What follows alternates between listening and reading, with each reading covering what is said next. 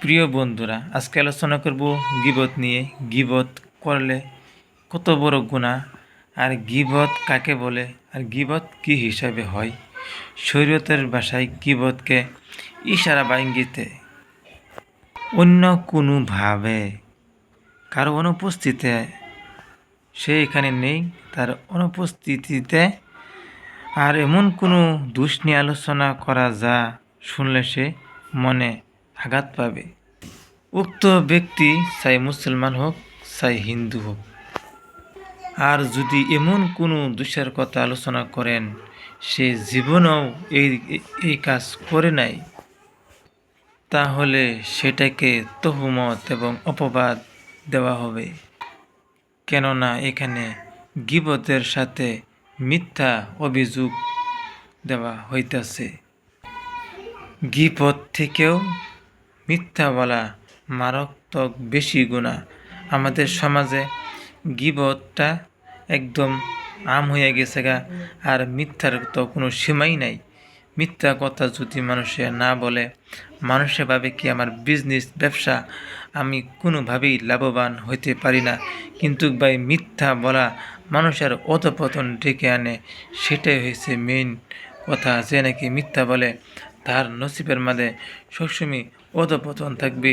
সামনে দেখবে লাভ, পিছন দিয়া কোন দিক দিয়া তার টাকা পয়সা সবগুলো বের হয়ে যাবে সেটা কেউ বলতে পারবে না।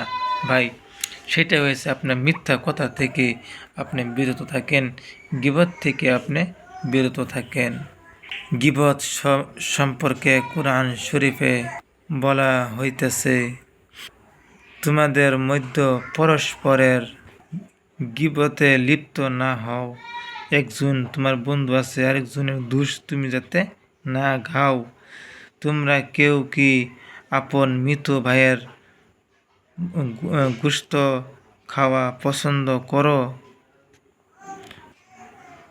অবশ্যই তোমরা তা ঘৃণা করবে। হাদিস শরীফে বলা হইতেছে, গীবত জিনা ব্যভিচার থেকেও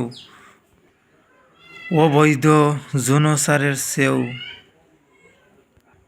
জঘন্য পাপ। আরও বলা হইতেছে, গীবতকারী ও গীবত যে নাকি গীবত ক আর যে শুনে উভয়েই সমান অপরাধী। যে নাকি গীবত ক, যে নাকি গীবত শুনে সমানই পাপ। তাহলে ভাই, আমরা কোনো দিনও যাতে মানুষের দোষ আর কোনোভাবেই যাতে একজনের দোষ আরেকজনের কাছে যাতে আমরা না কইতাম। যদি কই তাহলে সে অবশ্যই সে খারাপ পাবে। সেটাই হয়েছে সবের থেকে বড় গুনাহ। মানুষের সব কিছু না জানিয়া সব কিছু কথা মানুষের সঙ্গে কওয়া যায় না। সবসময় গীবত হইতেছে অত বড় পাপ, বলতেছে জিনা থেকে এবং ব্যভিচার থেকে আর বেশি পাপ। তে সবসময় আমরা চিন্তা করতাম যাতে কি হিসাবে নিজের খায়া মানুষের গুনাহ কে লিগে আমরা টান্নে আনি। তো গতিকে সমস্ত মানুষের এটা বোঝা উচিত, আমরা যাতে গীবত থেকে বেঁচে থাকি। চ্যানেলটা সাবস্ক্রাইব করবেন, সাথে থাকবেন, লাইক করবেন, কমেন্ট করবেন। আবার ভিডিও বানিয়ে যাতে আপনাদের কাছে সুন্দরভাবে আমি তুলে ধরতে পারি, সেটা হয়েছে আমার আশা।